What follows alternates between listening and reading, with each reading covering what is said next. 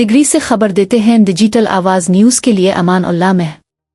शेख भरकियो के करीबी गांव टाल्हो फार्म के रिहायशी बतू कोल्ही और परशो कोल्ही ने सहाफियों के सामने दहाई देते हुए बताया कि उनका भाई आलम कोल्ही, जो मवेशियों का व्यापारी है, तकरीबन 25 रोज कबल गांव से 11 लाख रुपए नकद रकम लेकर निकला था।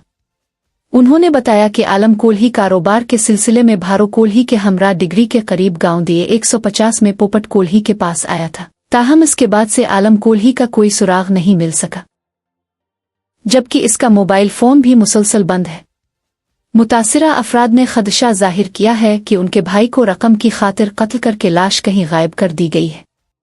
उन्होंने DIG हैदराबाद और DIG मीरपुरखास से मुतालबा किया है कि वाक़ये का फौरी नोटिस लिया जाए और उनके भाई की बाजियाबी में मदद फराहम की जाए।